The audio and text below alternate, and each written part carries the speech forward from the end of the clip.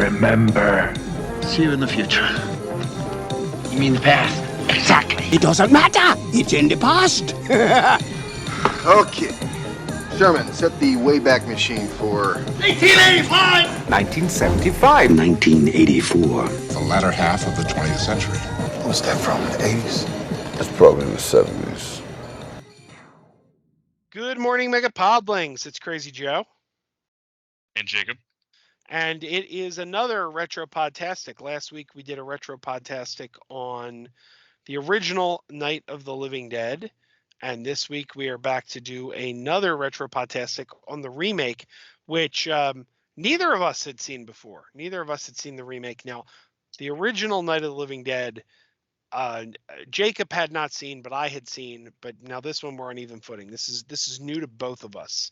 So, well, quick recap. What did you the original Night of the Living Dead? You thought it was pretty good, right? Like, yeah, I know you said you probably won't revisit it, but you basically enjoyed what you saw. Enjoyed it and appreciated it for what it was. That was one where it was like revelational, revelational for what it did for the franchise, and you can see those seeds and recognize that in the film. Just not a big black and white guy, so I don't know that I'd ever actually rewatch it. But it was cool. I was glad it was something I finally watched because between the fact that it's public domain and the fact that it's just an icon in horror movies, I'm glad it was something I finally can say, like, check that box. I've watched, Night of the Living Dead, the original. And the one thing I know we talked about last week was how irritating the Barbara character was in the original, which is something.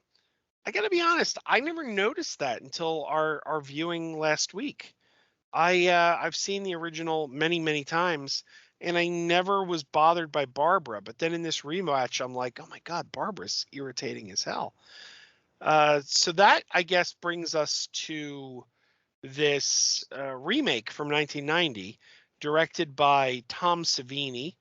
His directorial debut. He'd never directed a movie before, but he was obviously well known in the industry as a makeup special effects artist. Did the makeup effects for the original Friday the 13th, Friday the 13th, the final chapter, the original version of Dawn of the Dead, legendary makeup artist. And he made his directorial debut here in the remake in Night of the Living Dead. We get the Barbara character is now played by Patricia Tallman. Patricia Tallman is Babylon 5 fans know her as the telepath Lita Alexander from Babylon 5. But here's what is interesting about Patricia Tallman. She was a stunt woman. And she continued to be a stunt woman after Night of the Living Dead. She, kind of would do an acting role here and there, stunt work. So there you go. That was her origins. She started as a stunt woman. With the character of Ben is now played by Tony Todd, who most of us know as Candyman. And I believe he plays Death in the Final Destination movies, doesn't he? Is that the same guy? Or he plays like the coroner or something. That's what it is, the coroner, or both. I don't know. I guess depends on which one. But I thought I'd recognized him even before Candyman, so that's probably what it is. But go on. One thing I noticed that I thought was interesting. I didn't realize this. The remake is produced by Menachem Golan from Golan Globus, aka Canon Films. So the Canon Films mastermind Menachem Golan is I didn't know that. Okay, so what did you think of the remake of Night of the Living Dead? Those aspects I liked about it. Like, it's still, essentially it's a shot for shot. Like, I noticed small changes here and there. But I don't think it changed anything enough to merit a better rating. You know what I mean? Like, it was it was fine. It was a good recreation, but it didn't do anything different or separate, or it didn't enhance anything that was lacking in the first film enough to get it a better rating. Like, why would I watch this remake when the original is available? The answer for me is because the remake is in color, but that's a really small issue to many people. But that's my thing. Like, it was good, but it really kind of was unnecessary. One thing it does do is we talked about Barbara being how annoying Barbara could be in the first one. Mhm. It definitely makes Barbara a more, I mean, they make Barbara a badass basically. Barbara's Yeah. not the wimp. Barbara's not the sit there and complain, and cry and kind of be like in her own world. She actually, picks up a gun and fights. And so it definitely strengthens the character of Barbara. And it also further vilifies Cooper. Like, Cooper in the original was not exactly a likable character, but they really turn it up in the remake. But other than that, like you said, this movie doesn't make a case for its own existence. It's so similar to the original that it's like you're not bringing anything new to the table, really. I don't know why I would watch this. And it's I never did watch this before now. I was like, if I'm going to watch Night of the Living Dead, I'll watch Night of the Living Dead, the original. But James Gunn and Zack Snyder did a quote-unquote remake of Dawn of the Dead, the second film in this franchise. And their film, it has some, it takes zombies in a mall, okay?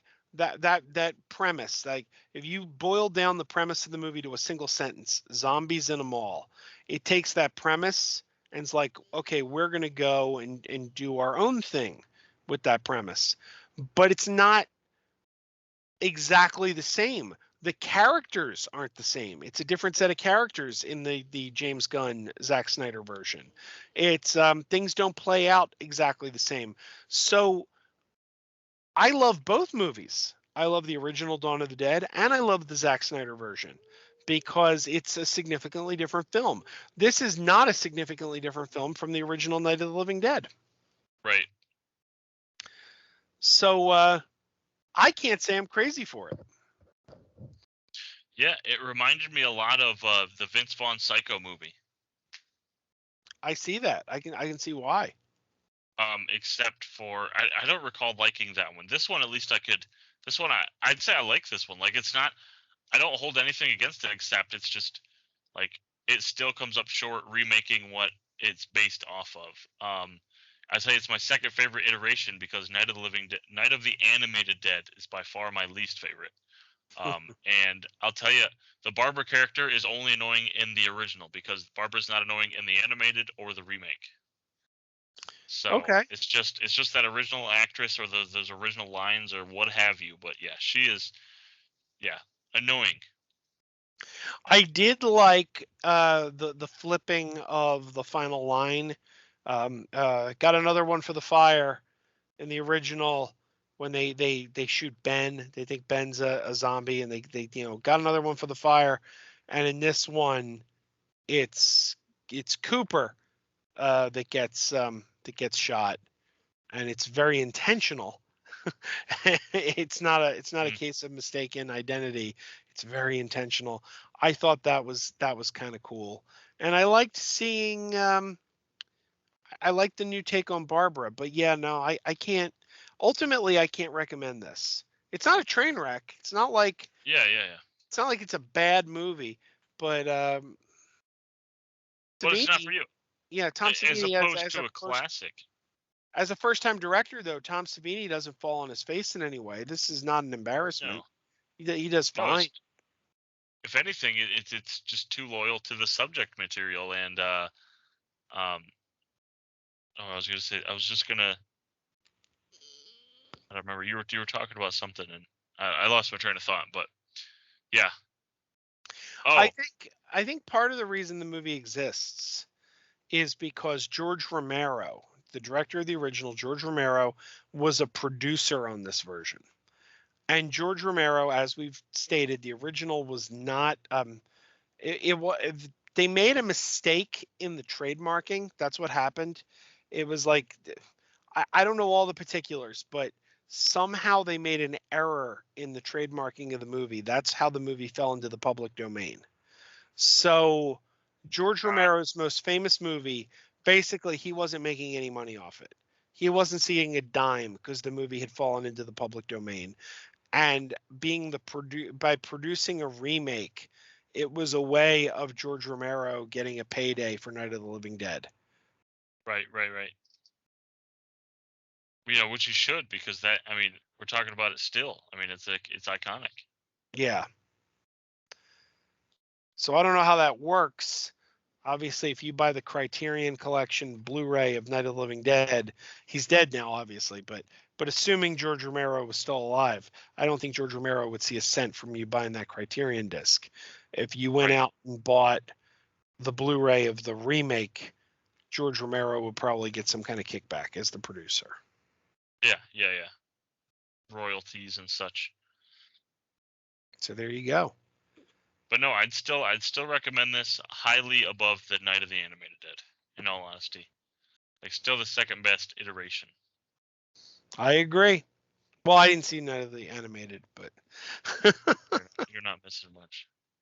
I did like, too, like, obviously the fact that it's in color and the fact that I recognized even one of the actors, like Tony Todd, like, it gives you something in the movie. Like, you're invested in the movie because, oh, I like that guy. I like that actor. Now I'm going to pay attention even more to his character. So I like that a lot with this rewatch, because the first one was so long ago and it's black and white. Like, I don't care about anyone. They're all going to die anyway in real life. yeah, absolutely. Well, that's it for our Retropodtastic on the Night of the Living Dead 1990 remake. Thank you for watching, everybody. You can go subscribe to Jacob. He's the JtwoH channel. Link down below. Please go and subscribe to Jacob. And otherwise, keep wearing those pajamas. Keep wearing those pajamas with the plastic feet.